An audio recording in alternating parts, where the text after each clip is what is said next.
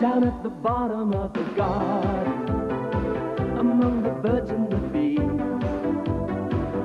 little lot of little people they call the Poddington Peas. Hello everybody, this is Tyler here once again from the Character Workshop, where even the smallest pieces of media get the most attention from yours truly.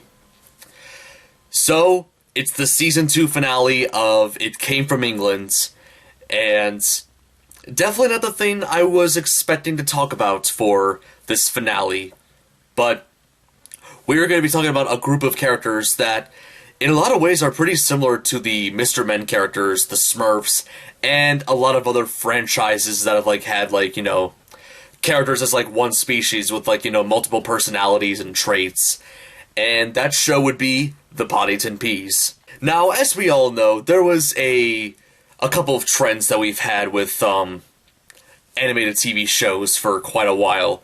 For example, back in the 80s and 90s, there was the whole babyfication thing going on, where they made well-known cartoon characters as babies. For example, Muppet Babies, the Flintstones Kids, a pup named Scooby-Doo, Tom and Jerry Kids. A lot of people say Tiny Toons is a part of that genre as well. However, personally, to some extent I would disagree, because unlike, some of these other, babyfied shows, Tiny Toons, the characters on that show are a little more older than your typical, child, and, not only that, even though they're, in terms of appearance and some personality traits are based on the older Looney Tunes characters, they're a lot of they're different in a variety of other ways, so I don't personally consider Tiny Toons a part of that whole, babyfication trend like a lot of other people think. Now, this was something that I personally believe was a trend, but isn't really talked about because, unlike the babyfied cartoons, these kind of shows aren't really talked about too much, with the exception of the Smurfs. So, I've noticed a minor trend in, the 70s and the 80s, where they, in terms of both TV shows and books, they would make a whole group of characters, live in this one world together, and normally they're the same species as one another, and they would often have, different personalities and different traits from one another as well.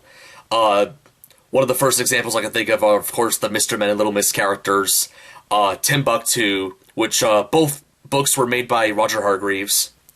In terms of, and also, speaking of books, there's also been the Garden Gang and the Munch Bunch, which, both are very similar to one another. It's just vegetables and fruits living in the same world together, and, like I said, different personalities and different traits.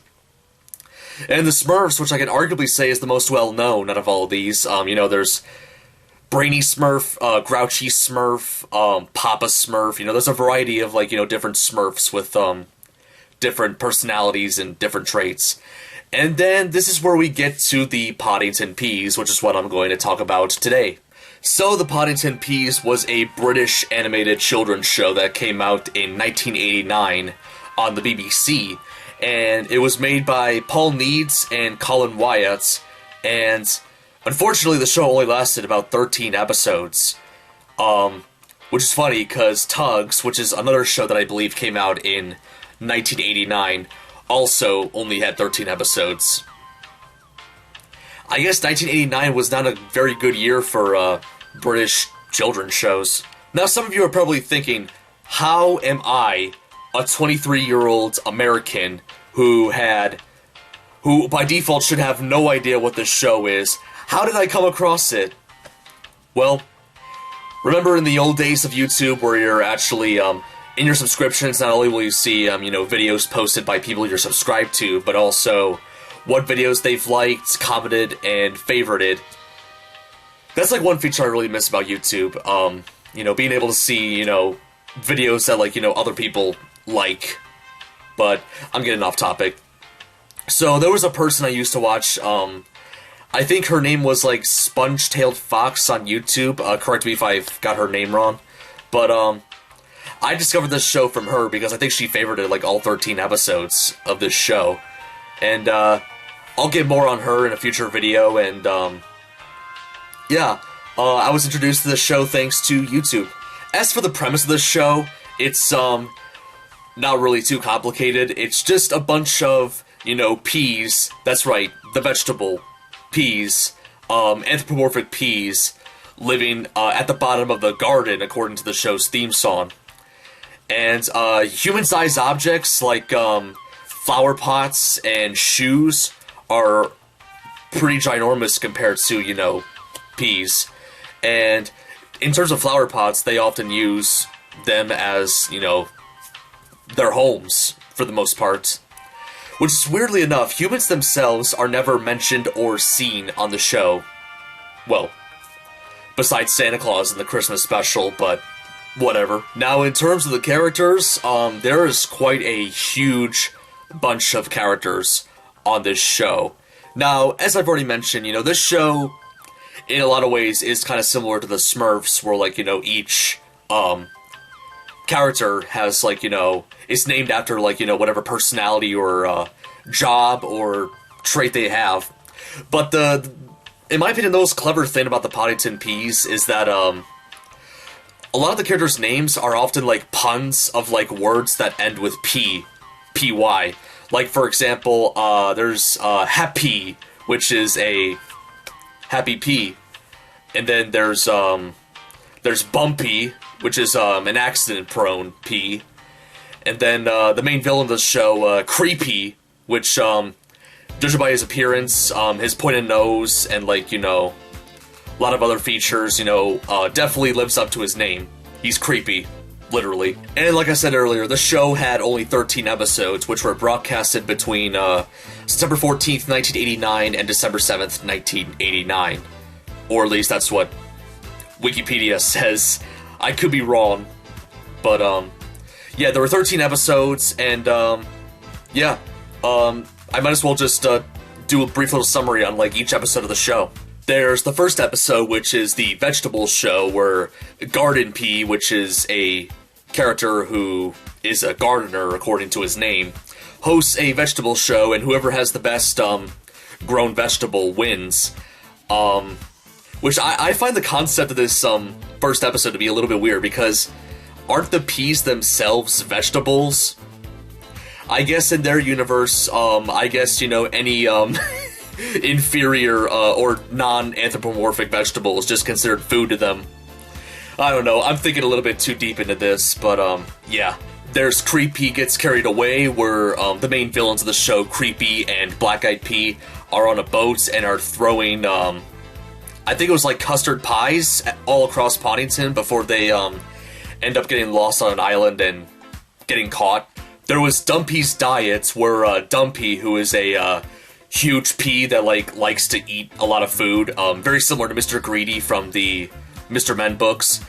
He ends up eating a lot of cupcakes and tea from, TP's tea shop. If you don't know who TP is, she, is a pea that serves tea. Very self-explanatory.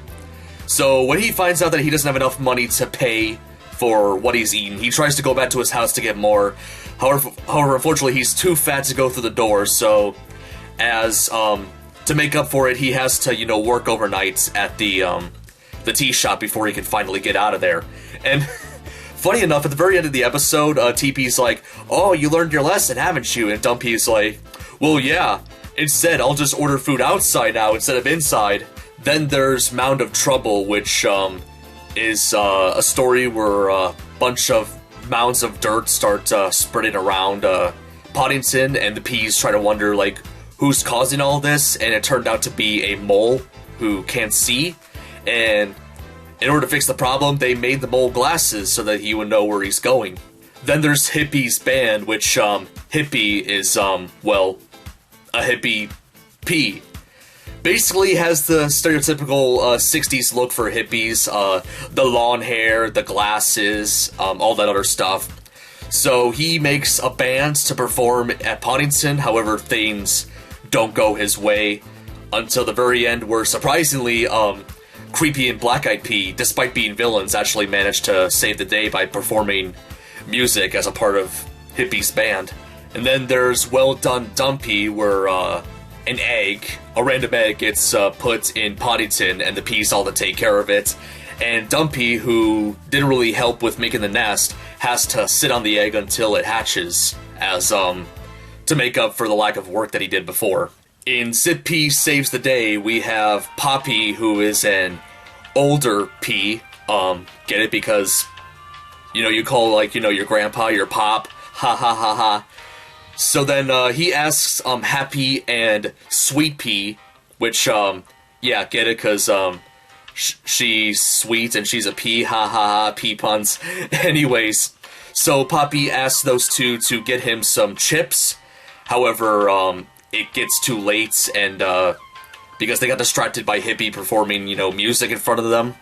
So, in order to, still give, chips to Poppy, they asked, Zippy, who is, a fast pea, to, help, get the chips ready, thanks to, Chippy, who is a pea lady who sells chips. So, yeah, if you couldn't tell from the show already, there's, a bajillion pea puns throughout the entire show. There's the Balloonatics, where Happy and Bumpy ride in a hot air balloon, but get stuck in Creepy Castle, the home of Creepy and Black-Eyed Pea. And they manage to escape by pretending to be ghosts after they've been covered in flour, and scaring Creepy and Black-Eyed Pea.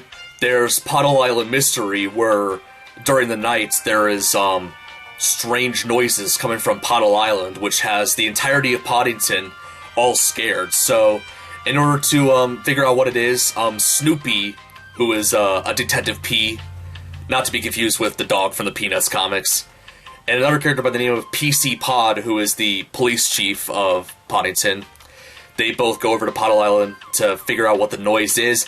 They find out that it's mostly Creepy and Black-Eyed Pea doing it. However, they also find out that it was also being done by a little dog by the name of, wait for it, Puppy. Yeah. And then there's Dopey Gets Lost, where Dopey, who is interesting character. The character technically has two different traits. Dopey because, well, he's dopey and slow-minded, but also Dopey, which is how his name is spelled, D-O-U-G-H. P-E-A, because he's a baker and he makes, bakery food. He ends up getting lost after Creepy switches the sign between, Creepy Castle and his, where his bakery is. Dopey ends up being at, Creepy Castle and has to cook for Creepy as, punishment for being there. However, Dopey, ends up, making a lot of food that, Creepy just doesn't like, and Creepy ends up kicking him out, and Dopey goes back to making bakery stuff for Poddington. Zippy Shadow, where Zippy, the fast pea like I mentioned before, realizes as he's going fast he no longer sees his shadow, and finds out why thanks to GP, who is a general practitioner. Get it, GP? And he finds out that his shadow is just, sick of, trying to run alongside Zippy, and, Zippy, despite not wanting to go slow, has to start going slow now in order for his shadow to, get better. Next up is Bubble Trouble, which was basically Happy and Soapy going, to Puddle Island without, Captain Hoppy's permission. Now, Soapy is a pea that's, covered in soap, and Captain Hoppy is just a sea captain. One of the few characters that doesn't really have, much of a pun relating to his name, although I could be wrong, though. But anyways, Happy and Soapy go to Puddle Islands. Creepy and Black-Eyed Pea happen to be there, too, and, being the mischievous duo they are, they steal the boat that Happy and Soapy took to Puddle Island. So, in order to get help, Soapy, using her bubbles, was able to was able to get a, sort of an SOS message, in word formats across the sky for them to, get help, and they did. Captain Hoppy, of course, scolded them a little bit for going over to Puddle Island without his permission. And then they later, sent an apology to him in the form of what they would call a bubblegram, which, it's like a telegram, but with, bubbles involved.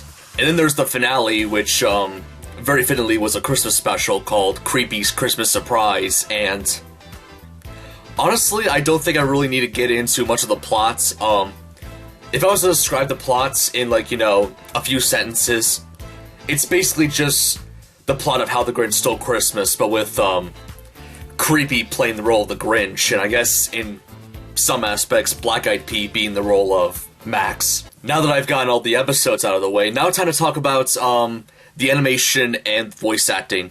So let's start off with animation. Now, honestly, in terms of animation, I do think the show is a little bit better when it comes to the animation compared to Mr. Men and Little Miss that I talked about last episode. I don't really notice very many, you know, little, errors in the animation like, I have seen with, Mr. Men and Little Misses, but, yeah, I would definitely give animation on the show an A+, definitely, pretty good. And as for the voice acting, just like other shows that I've talked about, like the Trapdoor and the early seasons of Thomas and Friends, all the characters were voiced by one guy, and that guy was by the name of Neil Pearson, if that's how you pronounce his name. Correct me if I'm wrong. But yeah, Neil Pearson does the narration and, of course, all the voices of the characters, and he actually does a pretty good job voicing the characters. Like, you know, he's played several characters on the shows, both the men and the women Peas, and he does a pretty decent job voicing them all, I would say. He's definitely up there with Willie Rushton as, like, you know, being one of the best English voice actors when it comes to voicing multiple characters on one show. So, yeah, the voice acting I would also give, you know, an A+. And on topic with the voice acting of Poddington Peas, unlike Gordon Peters, he's actually mostly consistent with, you know, the characters he voices. One of my personal favorite characters on the show, Zippy, the Fast Pea, he has a pretty interesting voice for the character, which is mostly consistent throughout the whole show, with the exception of the episode Zippy's Shadow, which, he for whatever reason gave Zippy a different voice, and then, the episode afterwards, Bubble Trouble, Zippy makes another appearance on the show, but, has the same normal voice that he had in previous episodes, so, yeah, that's not the only inconsistency with the voice acting, but other than that, like I've said before, very good. And in general, I do think the show is, pretty decent as a whole. I personally, prefer, shows like The Trapdoor and, others compared to Poddington Peas, but it's still really good. I just wish the show had more episodes. I would have loved to see, like, you know, what they could have done with, like, some of the other characters that, didn't get too much screen time or the spotlight on the show. And, funny enough, the show was going to have more episodes in 1992 thanks to writer Phil Gardner, who was going to make, a second season, as well as, hoping to get the show released in the United States, and unfortunately, none of that ever happened. I'm not sure why. But then there was another attempt to bring the show back around 2013 when a new Flash animated version was announced on co-creator Paul Need's website, which he was originally planning on having it be on the children's BBC. Unfortunately, the BBC turned it down. And then Paul Needs released a 90-second promo for this so-called revival. However, that was eventually taken down due to copyright reasons, because even though Paul Needs and what was the other guy's name? Oh yeah, Colin Wyatt. Even though they were the creators of the show, the BBC owns the rights to the characters and the show, so unfortunately they couldn't, like, you know, bring it back without the BBC's permission, so that's really unfortunate, but from what I've seen of the Poddington Peas, the 13 episodes, it's still a pretty good show. And with that being said, I think that's all I gotta say about the Poddington Peas. Definitely give it a watch if you're interested. All 13 episodes are available on YouTube, so definitely take a look at that show. And in general, that's the entire end of Season 2 of The Kid from England. Hopefully you enjoyed not only this episode, but also the entire season as a whole. And if you did, feel free to give it a like. And subscribe to the channel if you want to see more episodes of It Came From England. And of course, as usual, my mediocre plush content. Leave a comment down below letting me know what you think. That's about it. This is Tyler from the Character Workshop, signing out. Season 3, if it came from England, has not been announced yet, but it might be announced very soon, depending on how the views do for Season 2, but anyways, I do have plans on doing a special for It Came From England sometime this summer. It's going to be honoring the anniversary of a particular movie based on a particular thing that I've talked about multiple times on this show. And if you want to know, if you want to get some kind of a clue as to what I'm going to be talking about, I got 3 words for you. Sparkle, sparkle, sparkle. There's creepy black eyed free and lovely. Keep it a secret now, please. There's zippy, happy, and there's sweet pea. And all the Poddington Peas, the Poddington Peas.